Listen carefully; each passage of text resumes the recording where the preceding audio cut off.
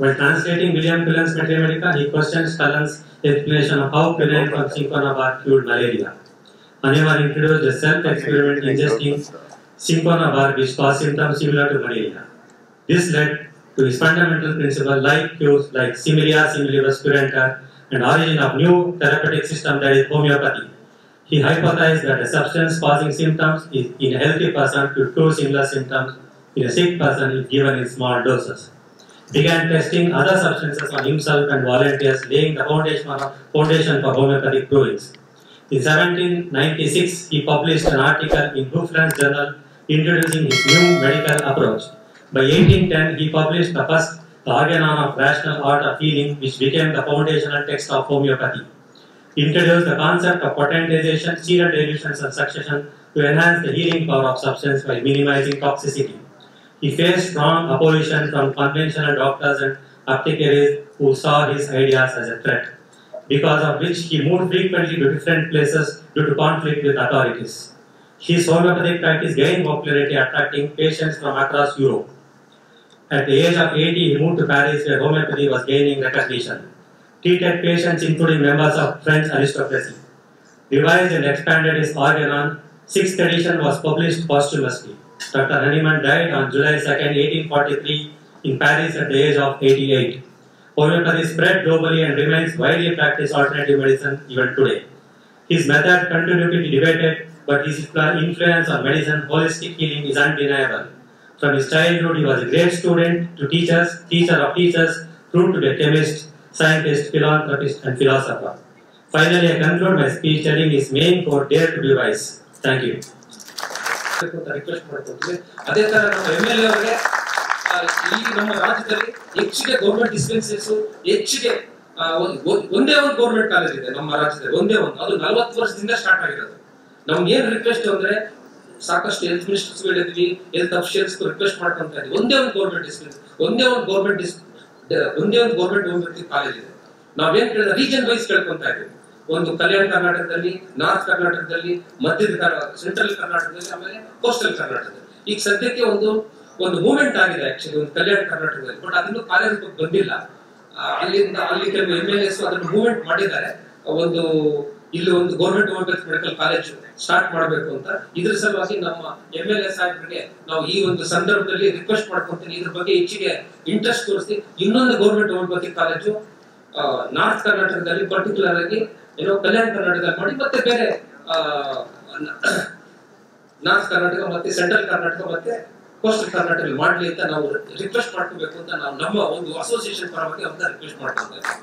ಯಾಕಂದ್ರೆ ಈಗ ಅವರು ಬರ್ಬೇಕಾಯ್ತು, ಕಾರಣ ಅವ್ರು ಔಟ್ ಆಫ್ ಕಂಟ್ರಿ ಹೋಗ್ತಿದ್ದಾರೆ. ಇಲ್ಲಾಂದ್ರೆ ನಾವು ಸಾಕಷ್ಟು ಅವ್ರಿಗೆ ಹೇಳಿದೀವಿ. ಸೊ ನಿಮ್ಮೆಲ್ಲರ ಮುಂದೆ ನಾವು ಹೇಳಬೇಕು ಅಂತ ಒಂದು ಆಸೆ ಇತ್ತು. ಆದ್ರೆ ಕಾರಣಾಂತರದಿಂದ ಅವರು ಔಟ್ ಆಫ್ ಕಂಟ್ರಿ ಇದ್ರೆ ಅವ್ರು ಬರಕ್ಕಾಗಿಲ್ಲ. ಏನಂದ್ರೆ ನಮ್ಮ ಹೋಮಿಯೋಪತಿ ಮೆಡಿಕಲ್ ಅಸೋಸಿಯೇಷನ್ ಇಂದ ನಾವು ಸಾಕಷ್ಟು ಸೇವಿ ಪ್ರೋಗ್ರಾಮ್ಸ್, ವರ್ಕ್ಶಾಪ್ಸ್, ಸೆಮಿನಾರ್ಸ್ ಮಾಡ್ತಾ ಇದೀವಿ. ಅದೇ ತರ ನಮ್ಮ ಹೋಮಿಯೋಪತಿಗೆ ಸರ್ಕಾರದಿಂದ ಏನ್ ಬೇಕು, ಏನೇನು ನಮ್ಮ ಡಿಮ್ಯಾಂಡ್ಸ್ ಇದೆ ಅಂತ ಇದ್ರ ಬಗ್ಗೆ ನಮ್ಮ ಒಂದು ಅಸೋಸಿಯೇಷನ್ ಇಂದ ಸಾಕಷ್ಟು ರಿಕ್ವೆಸ್ಟ್ ಮಾಡ್ಕೊಂತ ಇದೀವಿ. ಕನ್ಸಲ್ಟ್ ಅಫಿಷಿಯಲ್ಸ್, ಕನ್ಸಲ್ಟ್ ಮಿನಿಸ್ಟರ್ಸ್ ಹತ್ರ ಕಾರ್ಯದ ಬಗ್ಗೆ ಸರಿಯಾಗಿ ಬರ್ತಾ ಇಲ್ಲ. ಈ ಒಂದು ಅಸೋಸಿಯೇಷನ್ ಅನ್ನು ನಾವು ಏನ್ ಮಾಡ್ತಾ ಇದೀವಿ ಅಂದ್ರೆ, ಮತ್ತೆ ನಾವು 2 ಹೋಮಿಯೋಪತಿ ಕ್ಲಿನಿಕ್ಸ್ ನಡೆಸ್ತಾ ಇದೀವಿ ನಮ್ಮ ಒಂದು ರಾಜ್ಯದಲ್ಲಿ. ಒಂದು ರಾಷ್ಟ್ರೋತ್ತರದಲ್ಲಿ ಚಾಮರಾಜಪೇಟೆಯಲ್ಲಿ ನಮ್ದು ರೆಗ್ಯುಲರ್ ಹೋಮಿಯೋಪತಿ ಕ್ಲಿನಿಕ್ ನಡೆಸ್ತಾ ಇದೀವಿ. ಇನ್ನೊಂದು ಕ್ಯಾನ್ಸರ್ ಹೋಮಿಯೋಪತಿಕ್ ಹಾಸ್ಪಿಟಲ್ ಅಂತ ಶಂಕರ್ ಕ್ಯಾನ್ಸರ್ ಹಾಸ್ಪಿಟಲ್ ಸ್ಟಾರ್ಟ್ ಮಾಡಿದ್ದೀವಿ. ಅಲ್ಲಿ ಡಾಕ್ಟರ್ ಶ್ರೀನಾಥನ್ ಅವರು ನಮ್ಗೆ ಒಂದು ಜಾಗ ಕೊಟ್ಟಿದ್ದಾರೆ. ನೀವು ಹೋಮಿಯೋಪತಿ ಕ್ಲಿನಿಕ್ ಸ್ಟಾರ್ಟ್ ಮಾಡಿ, ಬರೀ ಕ್ಯಾನ್ಸರ್ ಪೇಷಂಟ್ಸ್ ಮಾತ್ರ ಇಲ್ಲಿ ನೀವು ನಮ್ಮ ಒಂದು ಕ್ಯಾಂಪಸ್ ಅಲ್ಲಿ ನೀವು ಮಾಡಿ ಅಂತ ನಮ್ಗೆ ಒಂದು ಜಾಗ ಕೊಟ್ಟಿದ್ದಾರೆ. ಅಲ್ಲಿ ನಾವು ಕ್ಲಿನಿಕ್ ಸ್ಟಾರ್ಟ್ ಮಾಡಿದ್ವಿ. ಅಲ್ಲಿ ಡಾಕ್ಟರ್ ಮಸೂದನ್ ಅಂತ, ಇಲ್ಲಿ ರಾಷ್ಟ್ರೋತ್ತರದಲ್ಲಿ ಡಾಕ್ಟರ್ ಚಂದ್ರಶೇಖರ್ ಅಂತ ಪ್ರಾಕ್ಟೀಸ್ ಮಾಡ್ತಾ ಇದ್ದಾರೆ. ಈ ತರ ನಾವು ಕಾರ್ಯಕ್ರಮಗಳು ಮಾಡ್ತಾ ಇದ್ದೀವಿ. ನಾವು ಇನ್ನೂ ನಮ್ಮ ಅಸೋಸಿಯೇಷನ್ ಇಂದ ಹೆಚ್ಚಿಗೆ ಕೆಲಸ ಮಾಡಬೇಕು ಅಂದ್ರೆ ನಿಮ್ಮೆಲ್ಲ ಸಹಕಾರ ಬೇಕಾಗುತ್ತೆ. ನೀವೆಲ್ಲ ಹೆಚ್ಚಿಗೆ ಸಹಕಾರ ಕೊಟ್ಟರೆ ನಾವು ಹೆಚ್ಚು ಆಕ್ಟಿವಿಟೀಸ್ ಮಾಡ್ತೀವಿ ನಮ್ಮ ಹೋಮಿಯೋಪತಿ ಡೆವಲಪ್ಮೆಂಟ್ ಗೋಸ್ಕರ. ಯೂನಿವರ್ಸಲ್ ಸಕ್ಸಸ್ ಪ್ರಾಜೆಕ್ಟ್ ಅನ್ನೋದು ಪ್ರತಿಯೊಬ್ಬರಿಗೂ ಬೇಕು. ಏಜ್ ಬಾರಿಲ್ಲ. ನೀವು ಚಿಕ್ಕ ಏಜ್ 5 ಇಯರ್ಸಿಂದ ಹಿಡಿದು ನೀವು 100 ಇಯರ್ಸ್ ಇರೋರ್ಗು ಎಲ್ರಿಗೂ ಬೇಕು. ಏನು ಬೇಕೋ ನಿಮ್ಗೆ ಏನೇನು ಬೇಕೋ ಅದು ಬೇಕಾಗತ್ತೆ. ಅದು ಏನೇನು ಬೇಕು ಅನ್ನೋದು ಕಸ್ಟಮೈಸ್ ಮಾಡಿಬಿಟ್ಟು ಎಲ್ರಿಗೂ ಟ್ರೈನಿಂಗ್ ಕೊಡೋಕ್ಕಾಗಲ್ಲ. ಹಂಗಾಗಿ ಏನು ಮಾಡಿದ್ವಿ, ಒಂದು ಕಿಟ್ಟನ್ನು ಮಾಡಿದ್ವಿ. ಆ ಕಿಟ್ಟಲ್ಲಿ all your questions are answered, all your problems solution is available. Impossible ಅನ್ನೋದು ಏನೂ ಇಲ್ಲ. ಆ್ಯಕ್ಚುಲಿ ಹೇಳ್ಬೇಕಂದ್ರೆ ನಮ್ಗೆ ಇಂಪಾಸಿಬಲ್ ಅನ್ನೋದು ಏನೂ ಇಲ್ಲ. ನಾವೊಂದು ಬೌಂಡ್ರಿ ಹಾಕೊಂಡ್ಬಿಟ್ಟಿರ್ತೀವಿ ಅಥವಾ ನಾವೊಂದು ಕಂಫರ್ಟ್ ಝೋನಲ್ಲಿ ಕೂತ್ಬಿಟ್ಟಿರ್ತೀವಿ. ಈ ಕಂಫರ್ಟ್ ಝೋನಿಂದ ಹೊರಗಡೆ ಬಂದಾಗ ನೋಡಿ ವಿಲ್ ರೂಲ್ ದಿ ವರ್ಲ್ಡ್. ಅದನ್ನು ಮಾಡಬೇಕು ಹೇಗೆ ಏನು ಅಂದರೆ ಆ್ಯಕ್ಷನ್ ಬೇಕು. ಥಿಯರಿ ವರ್ಕೌಟ್ ಆಗಲ್ಲ. ನೀವು ಈ ಥಿಯರಿ ಬೇಕಂದ್ರೆ ಯೂಟ್ಯೂಬಲ್ಲಿ ಓಪನ್ ಮಾಡಿ ಎಲ್ಲನೂ ಸಿಗುತ್ತೆ. ಥಿಯರಿ ಕಟ್ಕೊಂಡು ಏನು ಮಾಡ್ತೀರಾ? ಇವತ್ತು ಕೂಡ ರಾಮ ಹಂಗೆ ಮಾಡಿದ್ರು, ಕೃಷ್ಣ ಹಂಗೆ ಮಾಡಿದ್ರು, ಗಾಂಧೀಜಿ ಹಂಗೆ ಮಾಡಿದ್ರು, ಶಿವಾಜಿ ಮಹಾರಾಜ್ ಹಂಗೆ ಮಾಡಿದ್ರು. ಆಯ್ತು, ಅವ್ರು ಹಂಗೆ ಮಾಡೋದು, ನೀನೇನು ಮಾಡ್ತಿದ್ಯಾ? ಅದು ಹಿಸ್ಟ್ರಿ. ಅದನ್ನು ಹೇಳ್ಕೊಂಡೇ ಜೀವನ ಮಾಡ್ತಿದ್ದೀವಿ ನಾವು ಯಾವಾಗ ಹಿಸ್ಟ್ರಿ ಕ್ರಿಯೇಟ್ ಮಾಡೋದು? ಟು ಕ್ರಿಯೇಟ್ ದ ಹಿಸ್ಟ್ರಿ ನೀವು ಯೂನಿವರ್ಸಲ್ ಸಕ್ಸಸ್ ಪ್ರಾಜೆಕ್ಟ್ ಕಿಟ್ಟನ್ನು ನೋಡಿ, ಅದರಲ್ಲಿ ಎಲ್ಲನೂ ಸಿಗುತ್ತೆ. Action oriented. It will start from day 1 and it will be there till your last breath. ನಿಮ್ಮ ಕಂಪ್ಯಾನಿಯನ್ ಆಗುತ್ತೆ ಯೂನಿವರ್ಸಲ್ ಸಕ್ಸಸ್ ಪ್ರಾಜೆಕ್ಟ್ ಕಿಟ್. ಕೆಲವೊಬ್ರಿಗೆ ಏನಾಗುತ್ತೆ, ಪರ್ಸ್ನಲಾಗಿ ಟ್ರೈನಿಂಗ್ ಬೇಕು ಅನಿಸಿದ್ರೆ ಪ್ಲೀಸ್ ಕಮ್. ಪರ್ಸ್ನಲಾಗಿ ಟ್ರೈನಿಂಗ್ ಬೇಕು ಅಂದರೆ ನಾನೇ ಖುದ್ದಾಗಿ ನಿಮ್ಗೆ ಟ್ರೈನಿಂಗ್ ಕೊಡ್ತೀನಿ, ಕಸ್ಟಮೈಸ್ ಮಾಡಿ ಟ್ರೈನಿಂಗ್ ಕೊಡ್ತೀನಿ. 3 days ಟ್ರೈನಿಂಗ್ ಪ್ರೋಗ್ರಾಮ್ ಇರುತ್ತೆ. ಆ 3 ದಿನದಲ್ಲಿ ಕಿಟ್ ಜೊತೆಲಿ ನಿಮಗೆ ಏನು ಬೇಕು ಕಸ್ಟಮೈಸ್, ನಿಮಗೆ ಗೊತ್ತಿರಲ್ಲ ನನಗೇನು ಬೇಕು ಅಂತ. ಏನಕ್ಕೋಸ್ಕರ ನಾವು ಹೋಗ್ತಾ ಇದ್ದೀವಿ ಲೈಫಲ್ಲಿ ಅನ್ನೋದು ಜರ್ನಿ ಕ್ಲಾರಿಟಿನೇ ಇರಲ್ಲ. ಆ ಕ್ಲಾರಿಟಿ ಸಮೇತ ಮತ್ತು ಅದನ್ನು ಹೆಂಗೆ ಡೆಸ್ಟಿನಿ ನೀವು ಅಚೀವ್ ಮಾಡಬೇಕು ಅನ್ನೋದು ಪಾತು ರೂಟು ನಾನು ಕೊಡ್ತೀನಿ. ಹೋಗ್ಬೇಕಾಗಿರೋದು ನೀವೇನೆ.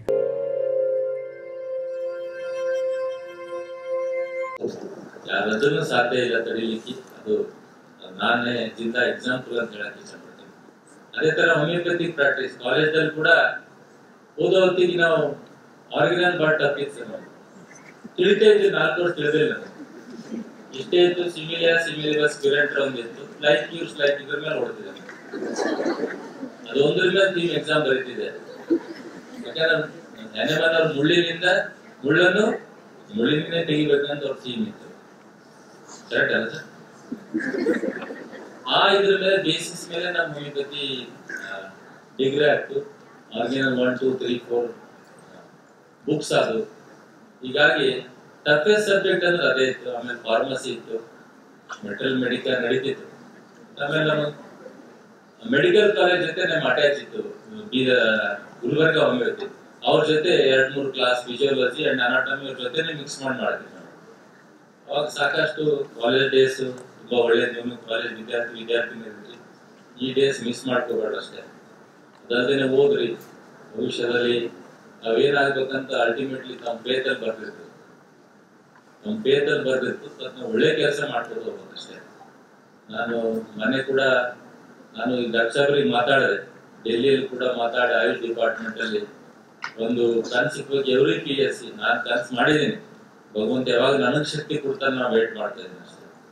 ಅಂತದೇನಾದ್ರೂ ಶಕ್ತಿ ಕೊಟ್ಟು ನಮ್ಗೆ ಪ್ರತಿ PSC ಯಲ್ಲಿ ಒಂದು ಹೋಮಿಯೋಪತಿಕ್ ಡಾಕ್ಟರ್ 100% ನೇಮಕ ಮಾಡ್ತಾರೆ.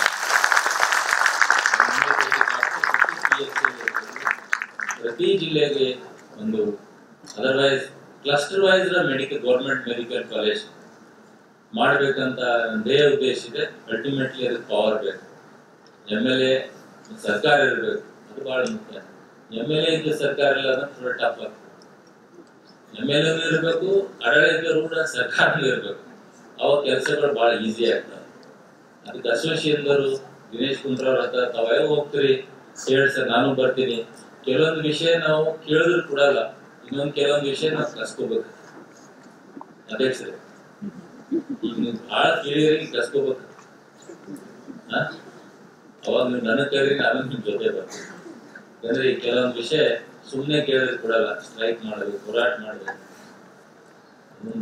ಸುಮ್ಮನೆ ಒಂದೊಂದು ಸ್ಯಾಂಕ್ಷನ್ ಆಗಲ್ಲ. ಒಂದು ರಸ್ತೆ ಆಗ್ಬೇಕಿತ್ತಂದ್ರೆ ನಾರ್ಮಲಿ 10 ಲೀಟರ್ ಕೊಟ್ಟರು ಒಂದು ರಸ್ತೆ ಆಗಲ್ಲ. ಯಾವಾಗ ಬೀದಿ ಇಳಿದು ರಸ್ತೆ ತಡೆ ಮಾಡ್ತಾರ ಅವಾಗ 10 ದಿನದಲ್ಲಿ ರಸ್ತೆ ಕಾಮಗಾರಿ ಸ್ಟಾರ್ಟ್ ಆಗುತ್ತೆ. ಅವಾಗ ಮೆಡಿಕಲ್ ಕಾಲೇಜ್ ಗೌರ್ಮೆಂಟ್ ನಾವು ಕೇಳ್ತಾ ಇದೀವಿ, ನೀವು ಕೇಳ್ತಾ ಇದೀರಿ. ಯಾದಗಿರಿ ಸಲ ಬಹಳಷ್ಟು ನಾನು ಪೇಪರ್ದಲ್ಲಿ ಓದ್ತೀನಿ, ಬಟ್ ಇನ್ನೂ ತನಕ ಕೊಡ್ತಾ ಇಲ್ಲ. ನಾವು ಸಾಕಷ್ಟು ಮಾತಾಡಿದ್ದೇವೆ, ಅಲ್ಲಿ ಶಾಸಕರು ಮಾತಾಡಿದ್ದಾರೆ. ಅದಕ್ಕೆ ಹೋರಾಟ ಮಾಡಬೇಕು. ಅಧ್ಯಕ್ಷ ಯೂನಿಯನ್ ಕರೀರಿ, ನಾವು ಬರ್ತೇವೆ. ಡಾಕ್ಟರ್ ಮಂಜುನಾಥ್ ಜಿ ಅವರು ಕೂಡ ಬರ್ತಾರೆ. ಅಲ್ಟಿಮೇಟ್ಲಿ ಒಂದು ಎಲ್ಲರೂ ನಮ್ಮೆಲ್ಲ ಕೆಲವು ಹೋಮಿಯೋಪತಿ ಒಳ್ಳೆಯದಾದ್ರೆ ನಾವೆಲ್ಲ ಕಾರ್ಯರೂಪ ತರೋಣ. ನಾವೆಲ್ಲರೂ ಒಂದಾಗಿ ಒಗ್ಗಟ್ಟಾಗಿ ಒಳ್ಳೆ ದೇಶ ರಾಷ್ಟ್ರ ನಿರ್ಮಾಣ ಮಾಡೋಣ ಅಂತ ಹೇಳ್ತಾ. ಯಾಕಂದ್ರೆ 2047 ಮೋದಿಜಿ ಹೇಳ್ತಾರೆ, India will become super power. ಯಾವಾಗ ಆಗ್ತದ? ನೀವೆಲ್ಲರೂ ದೇಶಕ್ಕೆ ಅಸೆಟ್ ಆಗಬೇಕು. ನೇಷನ್ ಫಸ್ಟ್ ಅಂತ ನಮ್ಮ ದೇಹ ಉದ್ದೇಶ ಇರ್ಬೇಕು, ಸೆಲ್ಫ್ ಲಾಸ್ಟ್. ಈಗ ದೇಶ ಇದ್ರೆ ನಾವೆಲ್ಲರೂ ಅದರ್ವೈಸ್ ವಿ ಆರ್ ನಥಿಂಗ್. ಅದಕ್ಕೆ ದೇಶ ಮೊದಲೆಂಬ ಪ್ರವೃತ್ತಿ ನಾವೆಲ್ಲರೂ ಬೆಳೆಸ್ಕೋಬೇಕು. ನಮ್ಮಲ್ಲಿ ನಮ್ಮ ದೇಶ ಈಗ 5ನೇ ಸ್ಥಾನದಲ್ಲಿದೆ ಎಕಾನಮಿಕಲ್, ಮುಂದೆ 3ನೇ ಸ್ಥಾನ ಹೋಗ್ಬೇಕು, 1ನೇ ಸ್ಥಾನಕ್ಕೆ ಹೋಗ್ಬೇಕಾದ್ರೆ ನಾವೆಲ್ಲರೂ ಬಹಳಷ್ಟು ಪ್ರಯತ್ನ ಮತ್ತೆ ಮೈನೇತಿ ನಮ್ದು ಬೀದರ್ ಭಾಷೆನ ಕನ್ನಡ ಓದು ಮಿಕ್ಸ್ ಇದೆ ಕಡೆ, ನಿಜಾಮ್ ಇದ್ರಲ್ಲ ಆ ಕಡೆ ಅದು ಸ್ವಲ್ಪ ಮಿಕ್ಸ್ ಇರುತ್ತೆ, ಮೈನೇತಿ ಮಾಡಬೇಕು. ಅವಾಗೆ ನಾವು ಒಳ್ಳೆ ದೇಶ, ಒಳ್ಳೆ ರಾಷ್ಟ್ರ, ಒಳ್ಳೆ ರಾಜ್ಯ ಕಟ್ಬೋದು. ತಾವೆಲ್ಲರೂ ಪ್ರಾಮಾಣಿಕವಾಗಿ ಓದಿ ಆದಷ್ಟು ಅಲೋಪತಿಕ್ ಪ್ರಾಕ್ಟೀಸ್ ಕೆಲವರು ಮಾಡ್ತಾರೆ, ಇಲ್ಲ ಅಂತಿಲ್ಲ, ಎಲ್ಲರೂ ಮ್ಯಾಕ್ಸಿಮಮ್ ಮಾಡ್ತಾರೆ. ಈ ಹೋಮಿಯೋಪತಿಕ್ ಡಿಮ್ಯಾಂಡ್ ಬಂದಿದೆ ಸಾಕಷ್ಟು. ಬೆಂಗಳೂರಲ್ಲಿ ಪೇಯಿಂಗ್ ಕೆಪಾಸಿಟಿ ಜನರ ಹತ್ರ ಬಹಳ ಇದೆ. 1000 ರೂಪೀಸ್ ಕೊಟ್ಟು ಕನ್ಸಲ್ಟಿಂಗ್ ಫೀಸ್ ತಗೋತಾರೆ, 2000 ಕೊಡ್ತಾರೆ. ನಮ್ಮ ಮೆಡಿಸಿನ್ ರೇಟ್ ಯಾರು ನನ್ನ ಮಗನಿಗೆ ಗೊತ್ತಾಗಲ್ಲ. 4 ಹಾಕಿ ಟೀಚರ್ ಮಾಡಿಕೊಟ್ಟು 500 ಅಂದ್ರೆ ಕಟ್ನಿಸಿ ತಗೋತಾರೆ. ಎಷ್ಟದ ಅಂತ ಕೇಳಿ ಸಿಗಲ್ಲ ಅವ್ರಿಗೆ. ಯಾವ ನೆಟ್ ಗೂಗಲ್ ಹೇಳಿದ್ರು ಹೇಳಲ್ಲ, ಇಂಟರ್ನೆಟ್ ಹೇಳಿದ್ರು ಹೋಗಲ್ಲ. ನಮ್ಮ ಮೆಡಿಸಿನ್ ಅದು ಖಾಸಿ ಇರ್ತದ, ರೇಟ್ ಒಂದು ಗೊತ್ತಾಗಲ್ಲ. ರೈಟ್, ಅದಕ್ಕೆ ಒಳ್ಳೆ ಟೇಕ್ ಕೆಪಾಸಿಟಿ ಇದೆ. ನಾವು ಒಳ್ಳೆ ಮನಸ್ಲಿಂದ ನಾವು ಟ್ರೀಟ್ಮೆಂಟ್, ಪೇಷಂಟ್ ಸಿಂಪ್ಟಮ್ಸ್ ಮೇಲೆ ನಾವು ಟ್ರೀಟ್ಮೆಂಟ್ ಕೊಡ್ತೀವಿ, ಡಿಸೀಸ್ ಮೇಲೆ ನಾವು ಕೊಡಲ್ಲ. ಮೆಡಿಕಲ್ಸ್ ಸಿಂಪ್ಟಮ್ ಮೇಲೆ ಕರೆಕ್ಟ್ ಆಗಿ ಹಿಟ್ ಮಾಡಿದ್ರೆ 100% ಹಿಟ್ ಆಗ್ತದೆ. ಕ್ರಾನಿಕ್ ಡಿಸೀಸ್ ನೀವೆಲ್ಲ ಡೈಲಿ ಪ್ರಾಕ್ಟೀಸ್ ಮಾಡಿದ್ರಿ, ನಾವು ಪ್ರಾಕ್ಟೀಸ್ ಬಿಟ್ಟು 20 ವರ್ಷ ಆಯ್ತು. ಅದನ್ನು ಕೆಲವು ಮೆಡಿಸಿನ್ ಭಾಳ ನೆನ್ಪರ್ತಾವ. ಒಂದ್ ನೆನ್ಪರ್ ಕಾರ್ಬೋಗೈಡ್ ಲೈಫ್ ಸೇವಿಂಗ್ ಡ್ರಗ್ ಅಂತ ಹೇಳ್ತೇವೆ.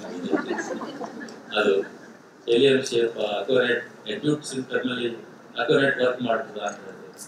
ಅವಾಗ ನಾನು ಮನೆ ಇಕ್ಕಿ 4-5 ಯಾವಾಗ ಬೇಕು ಅವಾಗ, ಯಾಕಂದ್ರೆ ಎಷ್ಟು ಹಾಕೊಂಡ್ರು ರಿಯಾಕ್ಷನ್ ಆಗಲ್ಲ ಅಂದ್ರೆ ನಾ ಮೆಡಿಸಿನ್ ಅದೊಂದು ಪಕ್ಕ ಗ್ಯಾರಂಟಿ. ಬೇರೆ ಎಲ್ಲರ ಜನ ಅಂತಾರಿಲ್ಲ ಹೋಮಿಯೋಪತಿ ರಿಯಾಕ್ಷನ್ ಆಗಲ್ಲ. ಅದಕ್ಕೆ ಒಳ್ಳೆ ಟ್ರೀಟ್ಮೆಂಟ್ ಕೊಡ್ರಿ. ನನ್ನನ್ನು ಕರೆದು ಮಾತಾಡಿದ್ದನ್ನು ಮಾಡಿಕೊಟ್ಟಂತ ಈ ಅಸೋಸಿಯೇಷನ್ ಅಧ್ಯಕ್ಷರು, ಪದಾಧಿಕಾರಿಗಳಿಂದ ನೆಚ್ಚಿನ ಭವಿಷ್ಯದ ವಿದ್ಯಾರ್ಥಿನಿಯರಿಗೆ ಅಭಿನಂದನೆ ಸಲ್ಲಿಸ್ತೀನಿ. ಮತ್ತು ನನ್ನ ಸೌಭಾಗ್ಯ ಇವತ್ತು ಡಾಕ್ಟರ್ ಮಂಜುನಾಥ್ ಅವ್ರ ಜೊತೆ ವೇದಿಕೆ ಹಂಚಿಕೊಳ್ಳಿ ನನ್ನ ಪೂರ್ವಜನ ಪುಣ್ಯ ಅಂತ ಅನಿಸ್ತೀನಿ.